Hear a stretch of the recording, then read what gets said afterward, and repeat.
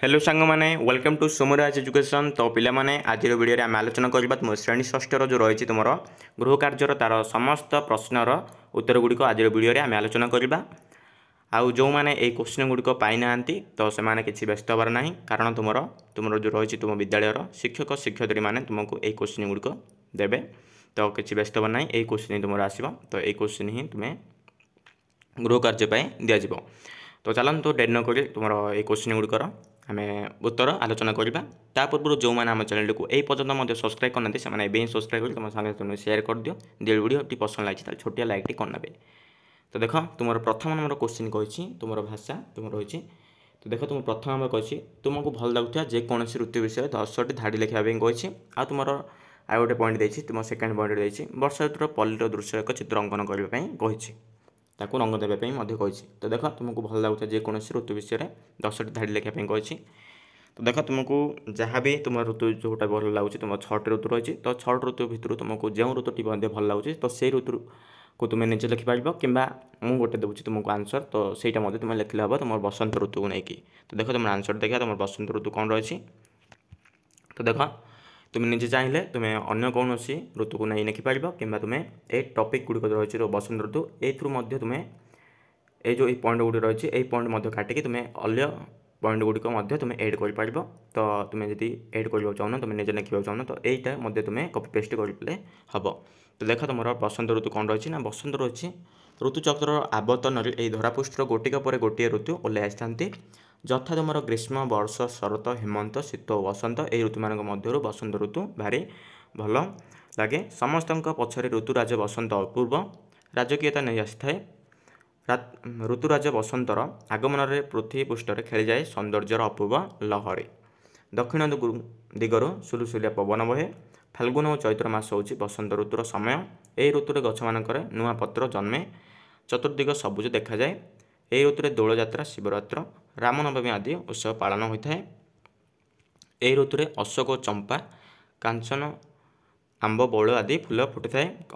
तापर यही ऋतु आंब आत कमला बैगण भेंडी पोटल आदि प्रचुर परिमाण में मिलता है। तो तुम्हें चाहिए यहीटा को तुम्हें निजे लिखिपार कि तुम्हें निजे निजे बनईकि लिख। तो देख नेक्स्ट आम नेक्स्ट क्वेश्चन देखा तुम 2 नंबर। तो 2 नंबर कौन कही ना 2 नंबर कही गुरुकुल शिक्षा विषय तुम 2 नंबर 2 पॉइंट देखा वर्षा ऋतुर पल्लीर दृश्य एक चित्र अंकन करने कही रंग देवाई कही।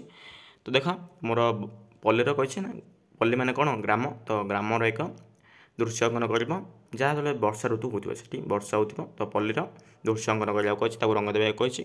तो देख तुम यही चित्र अंकन कर देख तुम ये पल्ली माने कौन ग्राम गोटे ग्राम अच्छी तो घर गुड़िक देखा तो ये रास्ता अच्छी तो ये गोटे लोक चलिकी जाऊँगी तुम छता धरी तो वर्षा ऋतु छता धरने बाध्य तो छता धरी तो मेघ गुड़िक देख मेघ कारण तुम वर्षा ऋतु मेघ पड़ा पड़ो तो मेघ गुड़िक पड़ुची तो मेघ गुड़िक देखा तापर ये गछ गुड़िक अच्छी एटी बंध अच्छी तो यही तुम्हें गोटे चित्र अंकन करदेव। तो देखा नेक्स्ट देखिए 2 नंबर। तो 2 नंबर कौन कही ना 2 नंबर कही गुरुकुल शिक्षा विषय में निज मन को अनुचित लिखापी कही।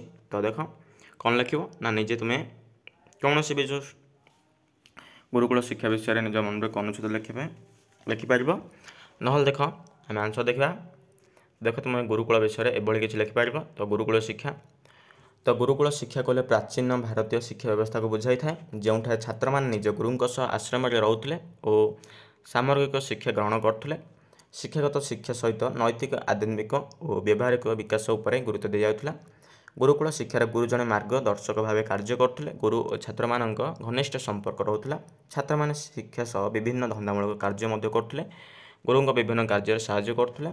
ज्ञान मुख्यतः मौखिक आलोचना मध्यम प्रसारित होता। गणित विज्ञान साहित्य दर्शन कला और अन्य विषय सहित छात्र मान विभिन्न धंदामूलक विषय शिखा जाउथला। तो तुम्हें यहाँ चाहिए लिखिपार कि तुम्हें निजे बनईकि लिख संग्रह करके तुम्हें निजे बनईकि लिखिदेव ना यहाँ तुम्हें कपी कले चलो। तो देख नेक्स्ट आम देखिए तुम 3 नंबर तुम अंचल जेकोसी लोकगीत संग्रह कर लिखापी कही। तो लोकगीत माने तुम ग्रामांचल तुम लोकगीत तो ग्रामांचल में बहुत होता तुम लोक मानक ना तुमको जो पूर्वपुरुष रही तुम अजा आई तो से तुम ओल्ड एज तक पचारि तुम्हें लिखिपार तुम लोकगीत संग्रह। तो देख तुमको 2टी ଲୋକଗୀତ ସଂଗ୍ରହ ଦେଉଛି ତ ଲୋକଗୀତ ଦେଉଛି ତ ସେଇଟା ତୁମେ ଲେଖିପାରିବ, ନହେଲେ ତୁମେ ନିଜେ ସଂଗ୍ରହ କରି ଲେଖିପାରିବ ତୁମର ଓଲ୍ଡ ଏଜ୍ ଲୋକମାନଙ୍କୁ ପଚାରିକି। ତ ଦେଖ ମୁଁ ଦୁଇଟି ଦେଉଛି, ତ ଯେଉଁଟା ଭଲ ଲାଗେ ତୁମେ ସେଇଟା ଲେଖିବ।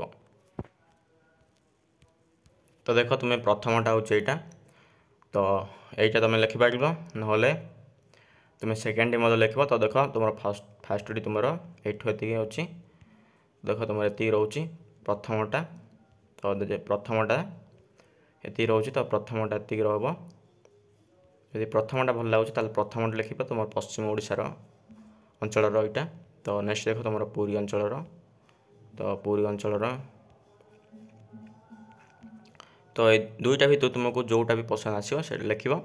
ଆଉ ଆର ଆନ୍ସରଟି ପୁରା ପାଇବାକୁ ହେଲେ ତୁମର ଯେଉଁ କୋଶ୍ଚିନ୍ ରହିଛି ଆଉ ଆନ୍ସର ତୁମର ଯେଉଁ ପାଞ୍ଚଟି ରହିଛି, ତୁମର କୋଶ୍ଚିନ୍ ପାଞ୍ଚଟି ଆନ୍ସର ପାଞ୍ଚଟି, ତାର ପୁରା କୋଶ୍ଚିନ୍ ସହିତ ଆନ୍ସର ପାଇବାକୁ ହେଲେ ଆମ ଟେଲିଗ୍ରାମର ଯାଇ ଜଏନ୍ ହୋଇଯିବ। ଆମର ଭିଡ଼ିଓ ଡେସ୍କ୍ରିପସନ୍ରେ ଟେଲିଗ୍ରାମ ଚ୍ୟାନେଲ୍ ଲିଙ୍କ୍ ରହିଛି, ତ ସେଠି ଯାଇ କ୍ଲିକ୍ କରି ତୁମେ ଟେଲିଗ୍ରାମ ଚ୍ୟାନେଲ୍ ଜଏନ୍ ହୋଇଗଲେ ତୁମେ ଏଠିର କୋଶ୍ଚିନ୍ ଆନ୍ସର ଗୁଡ଼ିକ ପାଇଯିବ, ତୁମର PDFଟି ପାଇଯିବ। ତ ଦେଖ ଆମେ ନେକ୍ସଟ ଏବେ କୋଶ୍ଚିନ୍ ଦେଖିବା। ତୁମର ନେକ୍ସଟ କୋଶ୍ଚିନ୍ କ'ଣ ରହିଛି, ତୁମର 3 ନମ୍ବର। ତ ଦେଖ ତୁମର 4 ନମ୍ବର 3 ନମ୍ବର ଦେଖିଲେ, ତ 4 ନମ୍ବର କହିଛି ଏଇ ଅକ୍ଷର ଗୁଡ଼ିକ ନେଇକି ଶବ୍ଦ ତିଆରି କରିବାକୁ କହିଛି। ତୁମର ସ, ସ୍ମ, ମ, ଶ୍ର, ଦ୍ରି, ତାପରେ ତୁମର ଦେଇଛି ଭ, ଭ୍ୟ, ଗର, ଦ, ଅମ୍ପ, ନି, କ୍ରଧବ। ତ ଦେଖ ତୁମର ଏଇ ଯେଉଁ ଶବ୍ଦ ଗୁଡ଼ିକ ଦେଇଛି, ତ ଆକୁ ନେଇ ଆମେ ଏଇ ଅକ୍ଷର ଗୁଡ଼ିକ ନେଇଛି, ତ ଏହାକୁ ନେଇ ଆମେ ଶବ୍ଦ ଗଠନ କରିବା। ତ ଦେଖ ତୁମର ଶବ୍ଦ ଗୁଡ଼ିକ କ'ଣ ହେଉଛି, ତୁମର ଯେଉଁ ଏଠି ଦେଇଛି, ତ ଦେଖ ଆନ୍ସର ଦେଖ। ତ ଦେଖ ତୁମର ସମର, ଦର, ନୀର, ତାପରେ ତୁମର ମଗର, ସଭ୍ୟ, ଗଧ, ଅମର, ଅର୍କ, ବସ, ବଗ, ନିର୍ଜୀବ, ଧର। ତ ନେକ୍ସଟ ଦେଖ, ତୁମ ନେକ୍ସଟ କ୍ୱେଶ୍ଚିନ୍ ଦେଖିବା ତୁମର 5 ନମ୍ବର।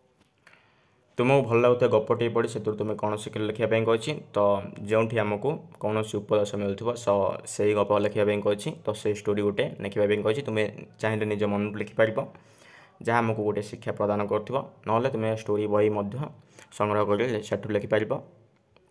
ନହେଲେ ଦେଖ ମୁଁ ଗୋଟେ ଷ୍ଟୋରି ଦେଇଛି ତୁମକୁ, ସେଠରୁ ମଧ୍ୟ ଲେଖିପାରିବ ଯଦି ତୁମକୁ ସେଇ ଷ୍ଟୋରିଟି ଭଲ ଲାଗୁଛି, ନହେଲେ ତୁମେ ନିଜେ ବଦଳାଇ ପାରିବ ମଧ୍ୟ। ତ ତୁମେ କ'ଣ ଲେଖିବ ନା ତୁମକୁ ଯେଉଁ ଗପଟି ତୁମକୁ ଭଲ ଲାଗୁଥିବ ଆଉ ସେଥିରୁ ତୁମକୁ କୌଣସି ବି ଗୋଟେ ଶିକ୍ଷା ମିଳୁଥିବ, ତ ସେଇଭଳି ତୁମେ ଗୋଟେ ଷ୍ଟୋରି ଲେଖିବା ପାଇଁ କହିଛି। ତ ଦେଖ, ତ ତୁମେ ଚାହିଁଲେ ଏ ଷ୍ଟୋରିଟି ମଧ୍ୟ ଲେଖିପାରିବ, ତୁମ କର୍ମ ହିଁ ଜୀବନର ମାନଦଣ୍ଡ, ନହେଲେ ତୁମେ ଅଲଗା ମଧ୍ୟ କୌଣସି ଷ୍ଟୋରି ଲେଖିଲେ ଚଳିବ। ତ এইটা ଲେଖିପାରିବ, ନହେଲେ ତୁମେ ନିଜେ ବନେଇବ।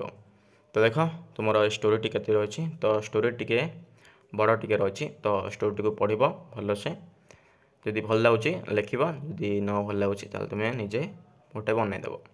ତ ଦେଖ ତୁମର ଷ୍ଟୋରିଟି, ତୁମର କର୍ମ ହିଁ ଜୀବନର ମାନଦଣ୍ଡ, ତ এই ଷ୍ଟୋରିଟି ରହିଛି। ତ ଷ୍ଟୋରିଟିକୁ ଟିକେ ଭଲସେ ପଢ଼ିଦେବ। ତୁମର ଷ୍ଟୋରିଟି ନିଜେ ମଧ୍ୟ ବନେଇଲେ ହେବ, ତୁମେ ନିଜେ ମଧ୍ୟ ବନେଇ ପାରିବ। ତ ତୁମକୁ କୌଣସି ବି ଶିକ୍ଷା ମିଳୁଥିବ ସେଇ ଷ୍ଟୋରିରେ, ଉପଦେଶ ମିଳୁଥିବ, ତ ସେଇଭଳିଆ ଷ୍ଟୋରି ଗୋଟେ ବନେଇବ।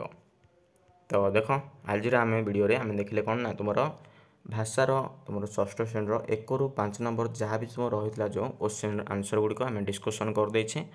ତ ତୁମେ କମେଣ୍ଟ ବକ୍ସରେ କମେଣ୍ଟ କରିବ ତୁମର ନେକ୍ସଟ ପାର୍ଟ କେଉଁ ଚାପ୍ଟରରୁ ତୁମର କ୍ୱେଶ୍ଚିନ୍ ଆଣିବା, ତୁମର କ୍ୱେଶ୍ଚିନ୍ ଆନ୍ସର ଡିସ୍କସନ୍ କରିବା। ତ କମେଣ୍ଟ ବକ୍ସରେ କମେଣ୍ଟ କରିବ। ଆଉ ଯେଉଁମାନେ ଆମ ଚ୍ୟାନେଲକୁ ଏବେ ମଧ୍ୟ ସବସ୍କ୍ରାଇବ୍ କରିନ ସେମାନେ ଏବେ ହିଁ ସବସ୍କ୍ରାଇବ୍ କରି ତୁମ ସାଙ୍ଗସାଥିମାନଙ୍କୁ ସେୟାର କରିଦିଅ। ଯଦି ଭିଡ଼ିଓଟି ପସନ୍ଦ ଅଛି ତାହେଲେ ଛୋଟିଆ ଲାଇକ୍ଟେ କରିନେବ। ତ ଦେଖାବା next part. Thank you to all of you.